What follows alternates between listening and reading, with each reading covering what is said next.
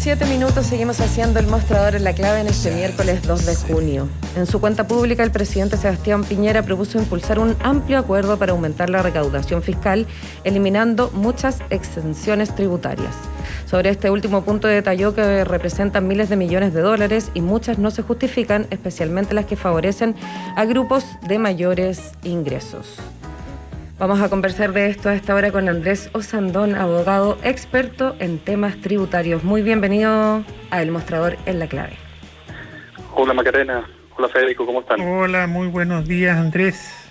Muy buenos días Andrés. La primera pregunta, que es más bien una invitación a entrar en esta conversación a quienes nos escuchan en las diferentes alternativas del Mostrador en la Clave, la 92.9 y también en las plataformas digitales, es que podríamos hacer una definición en palabras simples de exenciones tributarias para quienes nos escuchan, a entenderla y para qué sirven.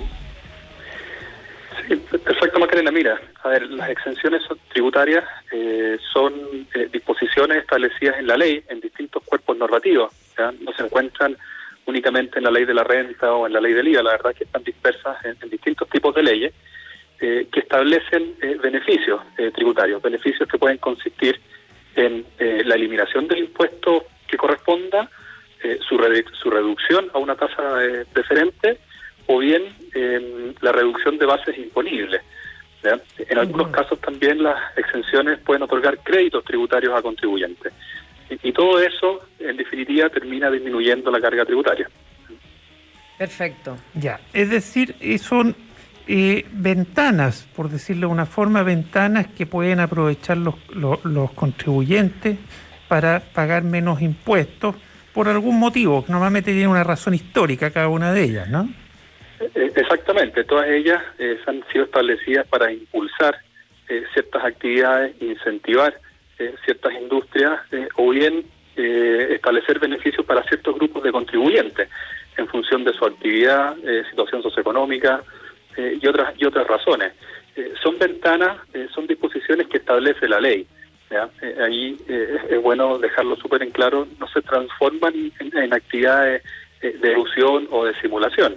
Son disposiciones que son legales y que están en beneficio de contribuyentes. Claro, pero permiten que esos contribuyentes que pueden beneficiarse de esa ventana paguen menos impuestos, ¿cierto? Y normalmente son contribuyentes grandes, normalmente son las grandes empresas, algunas medianas como el tema del combustible, pero ahí está el centro de la discusión hoy día, uno de los centros de la discusión tributaria hoy día, ¿cierto? Que tapar algunas de estas ventanas, por decirlo, para seguir con la figura, cerrar algunas de esas ventanas para poder recaudar más dinero y que los grandes contribuyentes paguen más impuestos. ¿Está bien el resumen? Sí, la verdad es que, Federico, es que las exenciones tributarias hoy día son transversales a todo tipo de contribuyentes.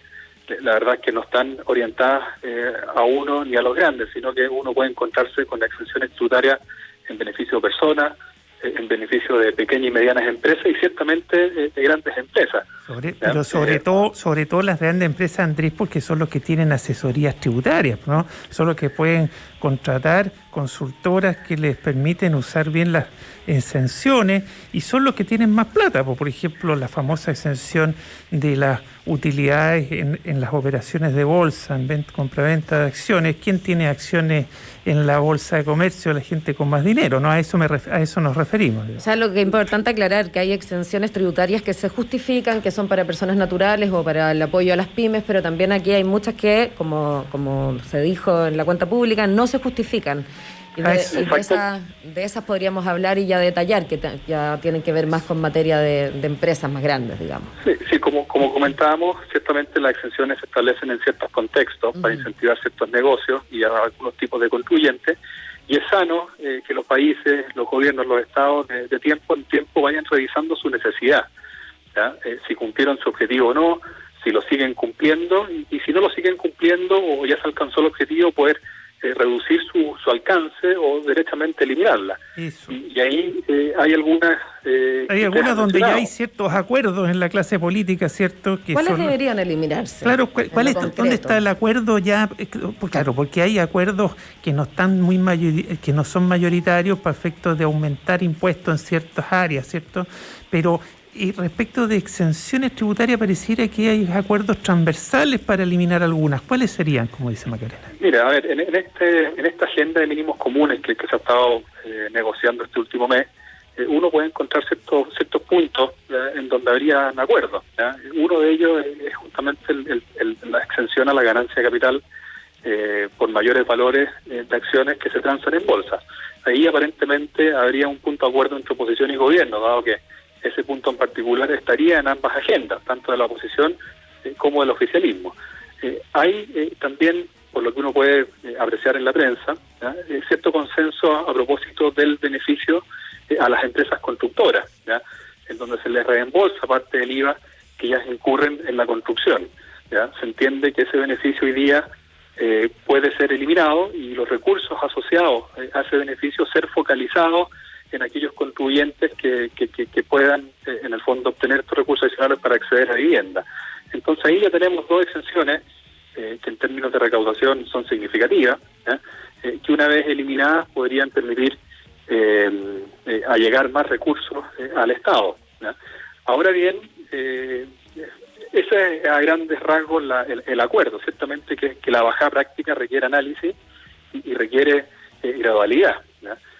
Una eliminación a la exención a las ganancias de capital puede ir derechamente a establecer un régimen general de tributación a esas ganancias, o bien un régimen con una tasa reducida, que a eso apuntan los expertos, y también la legislación comparada.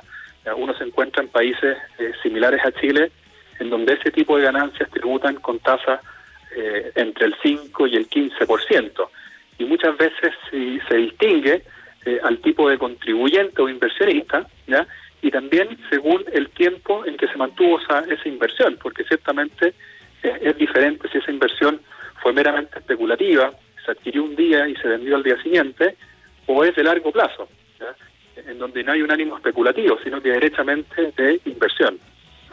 Entonces todos esos elementos deben meterse en la juguera y obviamente permitir que si se elimina esta exención, poder llegar con un proyecto robusto y que no genere ciertamente perjuicios, porque aquí probablemente si se elimina derechamente y se establece un régimen general, va a afectar la inversión y va a afectar el mercado de capitales.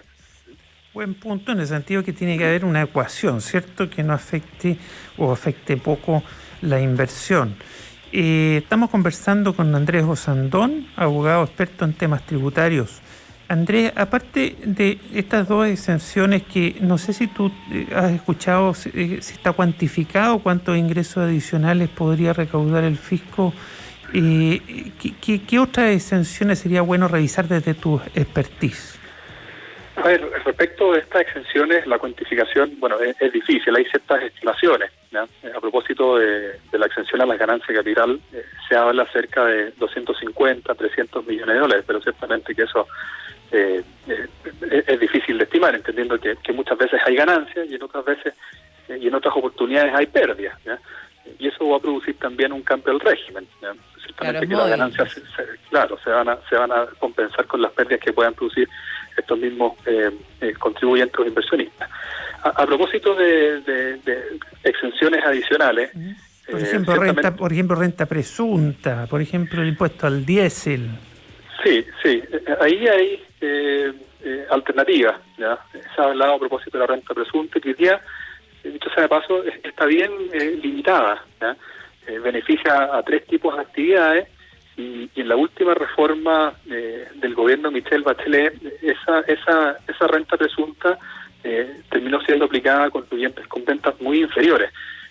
Se puede avanzar en su eliminación derechamente. Hoy día existen los avances tecnológicos, existen las herramientas para que ese tipo de contribuyente que se presume no tiene acceso a una contabilidad, no tiene acceso a sistemas que le permiten determinar sus impuestos, puedan determinarlos de manera efectiva a través de una contabilidad completa. Y de esa manera poder eliminar ese régimen de renta presunta y permitirles migrar a un régimen de renta efectiva, o bien seguir acotando su aplicación ya a contribuyentes incluso de menor tamaño de los que hoy día establece la ley. Por otro lado está el impuesto al diésel y el crédito que otorga el Estado a aquellos contribuyentes, transportistas o o industriales, ¿ya?, que pueden recuperar parte de este impuesto contra sus impuestos generales. Pareciera que en los tiempos que corren este tipo de beneficios no se justificarían, ¿ya? Entonces ahí hay una exención que podría ser revisada y que creo podría lograr el acuerdo entre gobierno y oposición. Ahora bien, viéndolo como ciudadano y leyendo las noticias en un año electoral como el actual, donde se avecinan ciertamente que elecciones bien importantes, probablemente ningún grupo, ni oposición ni gobierno quisieran discutir este tema, ¿cierto? Quieren pelearse con los camioneros, ¿no? Claro, que tienen un poder grupos de presión muy grande. Claro, hay grupos de interés, pero sí es una discusión que se podría dar iniciado un nuevo gobierno y con el tiempo en ventaja, ¿cierto? Así es, conversamos a esta hora 9:17, ya casi 18 minutos, con Andrés Ossandón, abogado experto en temas tributarios. En los próximos 3 meses se gastará cerca de 11.000 millones de dólares, pero originalmente se contemplaba un fondo COVID de 12.000 millones de dólares para 2 años, dijo el presidente Sebastián Piñera. En solo 3 meses vamos a estar destinando recursos equivalentes a ese fondo que acordamos con la oposición, resaltó. ¿Coincides con él o se puede hacer más? A ver, según todos escuchamos ayer en el mensaje, se hablaba de cerca de 20.000 millones de dólares destinados a medidas de ayuda sociales, productos de la crisis generada por el coronavirus, el COVID-19. Ciertamente que es una cantidad de dinero tremenda, inusual en nuestra historia, destinada a este tipo de ayuda y que ciertamente tienen que ser financiadas. De haber espacio adicional, ciertamente que ese gasto tiene que ser financiado. Y el financiamiento del Estado viene en definitiva, el de largo plazo y el inmediato, de los contribuyentes. Son los contribuyentes los que terminan financiando todo este tipo de medidas, no es el Estado. Y en esa línea, mayores gastos debiesen venir también de la mano con medidas que puedan permitir un mayor desarrollo, un mayor crecimiento, porque en algún punto los impuestos o la eliminación de exenciones no van a ser suficientes. Y en ese momento tendrá que llegar más recursos al Estado a través del incentivo al desarrollo económico, por medio del crecimiento, por el medio del generar mayores ventas e inversión. Y creo que por ahí puede haber un espacio, establecer medidas que incentiven el crecimiento económico, que incentiven la inversión. Y de esa manera poder recaudar mayores recursos y con esos recursos poder llegar con mayores ayudas sociales. Hay otro elemento que también es relevante, porque se habla muchas veces de cómo llegar mayores recursos vía política tributaria. Pero el Estado, a través de sus gastos y ineficiencia, en muchas áreas, podría, a través de la disminución de costos, poder también redestinar recursos. Y ese es un elemento que no debe perderse de vista. Un Estado que crece sin control genera mucha grasa, mucho recurso ineficiente, que en tiempos en donde es necesario podría ser redestinado a verdaderas ayudas y a inversión social. Muy buen resumen, Andrés Ossandón, abogado, experto en temas tributarios. Mira, pero centrémonos en este macro resumen que hiciste, incluido la optimización de los gastos. Chile va a necesitar financiar un mayor gasto producto de la pandemia. Se sabe que un mecanismo es cerrar ventanas de exenciones tributarias, que es lo primero que estábamos conversando y lo anunciado por el presidente en su cuenta pública de ayer. Pero también está el tema de mayores tributos, ¿no? Es decir, una cosa es recaudar más a través de cerrar ventanas de exenciones y otra cosa es adicionalmente cobrar más impuestos. Y que siempre a esta altura de la vida y del país se habla de impuestos progresivos, es decir, que paguen más los más ricos y menos los menos ricos, y los que no tienen, que no se les exija. Ahí está el tema del impuesto del IVA, que es regresivo, que no se puede subir porque afecta más a los más pobres. Entonces, metamos más impuestos para recaudar más a los que más tienen. Y ahí llego a la materia de la pregunta. ¿Qué opinas tú con el denominado impuesto a los súper ricos? ¿Qué efectos puede tener? ¿Beneficiosos, perniciosos? ¿Quiénes son súper ricos en Chile? ¿El 0,01, el 0,1, el 1% de la población? Sí. Sí, la verdad es que tampoco hay consenso en eso, ¿ya? Cuando se discutía este impuesto llamaba la atención las diferencias entre uno y otro lado, digamos, ¿ya? Quienes empujaban por el proyecto del impuesto a los súper ricos hablaban que este impuesto terminaría afectando a cerca de 6.000 contribuyentes. En cambio, Fernando Barraza, director de Servicio de Impuesto Interno, indicaba que el impuesto no gravaría más de 1.400 contribuyentes. La verdad es que ahí hay un área que no tenemos claridad.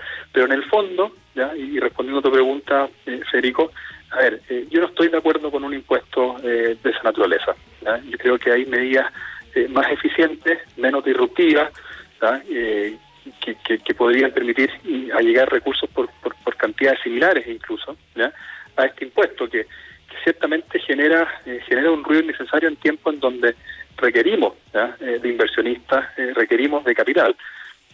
Además, el proyecto de ley que fue ingresado inicialmente a discusión en el Congreso es un proyecto, y lo es actualmente a mi modo de ver, que es técnicamente eficiente.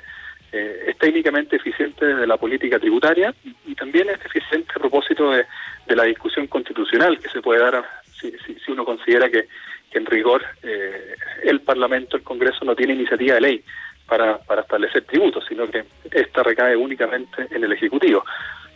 Entonces, la verdad es que no creo que sea un buen proyecto, y además no es claro tampoco en su recaudación, justamente por esta diferencia que existe entre a quienes grabaría, ¿ya? En cambio, hay otro tipo de medidas, ¿ya? Que pueden ser transitorias también, que permiten recaudar impuestos por cantidades similares. Y ahí está, no sé si lo han escuchado hablar, pero el impuesto sustitutivo al FUT, ¿ya? Esta es una medida sustitutivo al FUT. Exactamente. Esta es una medida que ya está disponible y sin ir más lejos, el año pasado, ¿ya? Informaba el Servicio de Impuestos Internos ayer, terminó recaudando 1.200 millones adicionales, ¿ya? De impuestos en un solo ejercicio, ¿ya? Pero esto viene de la reforma tributaria anterior, que ahora se está empezando a ver los resultados. El punto es, ¿qué otro impuesto aplicar o subir para recaudar aún más? Si está mal diseñado el de los súper ricos, ¿cuál es el otro que podría o que reemplazaría a ese proyecto? Que sería positivo tener a la vista. Sí, mira, yo soy partidario de extender el impuesto sustitutivo al FUT. Es una ventana que ya estuvo vigente el año pasado, que va a estar vigente este año y hasta abril del próximo. Pero esa es la reforma de Michelle Bachelet, la última gran reforma tributaria, ¿cierto? No, efectivamente hubo una ventana de un impuesto sustitutivo al FUT el año 2016, ¿ya? Pero esta ventana se renovó el año 2020. Ah, ya, es la misma que se renovó. A propósito de la ley de modernización tributaria, entonces se creó este impuesto sustitutivo en condiciones más o menos similares a la existente el año 2016, ¿ya? Y es un impuesto que permite recaudar, ¿ya? Es eficiente en su recaudación porque establece un incentivo, ¿ya? A su pago, ¿ya? Y que va a estar vigente durante este año y hasta abril del próximo año, ¿ya? Pero perfectamente se podría plantear una extensión de manera a poder permitir allegar recursos extraordinarios, ¿ya? Por una sola vez, ¿ya? Durante estos tiempos de crisis en donde el gobierno y el Estado requieren. ¿Quiénes son los que pagan ese impuesto para que los auditores sepan? Mira, este impuesto lo pagan o bien las empresas o los dueños de las empresas por las utilidades tributarias que registran estas empresas y que se encuentran pendientes de tributación de impuestos finales, ¿ya? Es un impuesto de tasa 30%, ¿ya? Pero que en vistas de los impuestos finales que eventualmente podrían aplicarse sobre esas mismas rentas constituye un incentivo, ¿ya? A su pago, ¿ya? Y este impuesto, que es transitorio, es único, ¿ya? Y va a estar vigente hasta abril del próximo año, ya permitió el año pasado, como le explicaba, recaudar 1.200 millones de dólares adicionales, ¿ya? Que no estaban previstos, ¿ya? Entonces, si se establece una prolongación, como así lo ha empujado el Ejecutivo, ¿ya? A través de esta agenda de mínimos comunes, se podrían recaudar recursos adicionales, ¿ya? La garantía de que se pueden seguir recaudando si se extiende. ¿Mm? La garantía ¿Perdona? que se pueden seguir recaudando ese monto o similar si es que se extiende. Exactamente. Por otro lado, bueno, está el impuesto a los súper ricos, que lo estamos conversando, pero que a mi modo de ver genera externalidades que son negativas, ¿ya? Que son negativas, además de toda la discusión constitucional que se presenta a propósito de la iniciativa de ley de este mismo proyecto. También, Federico, es importante recordar la discusión que se está dando a propósito del royalty a la minería. Yo ahí creo también que hay espacios para establecer un mecanismo que pueda recaudar recursos adicionales a los ya existentes. Ahora bien, ese mecanismo, cualquiera sea, no va a recaudar más, sino hasta terminados los contratos de inversión extranjera que establecen invariabilidad tributaria a estas grandes mineras, y esos contratos terminarían a partir del año 2024. Entonces, claro, puede haber una discusión. Sí, a menos que se llegue a un arreglo, a un acuerdo, porque las grandes mineras están disponibles, por lo que han dicho, a sentarse a conversarlo. Exactamente, y así lo hicieron en el año 2010 y después también cuando se modificó el impuesto al royalty minero, ¿no? Efectivamente, se podrían modificar esos contratos que establecen la invariabilidad, siempre y cuando ciertamente la discusión y el impuesto sea atractivo, ¿no? En razón de las expectativas que tienen las mineras y el Estado.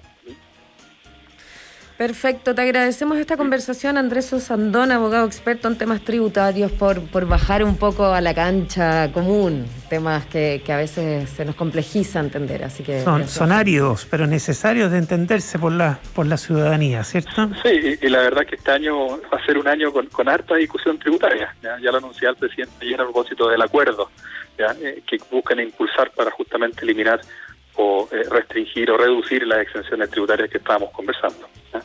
Así que cuenten conmigo para cualquier conversación adicional. Excelente, muchas gracias. Te buscaremos. Federico, que estén muy bien. Muy buen día, Andrés. Hasta luego. Chao. Y bien, ya son las 9:29 y te cuento que Copeuch es una cooperativa de ahorro y crédito con más de 900.000 socias y socios que te apoya con un crédito de consumo, donde tu tarjeta de crédito te da acceso a eso que quieres con un crédito hipotecario que te hace cumplir el sueño de la casa propia.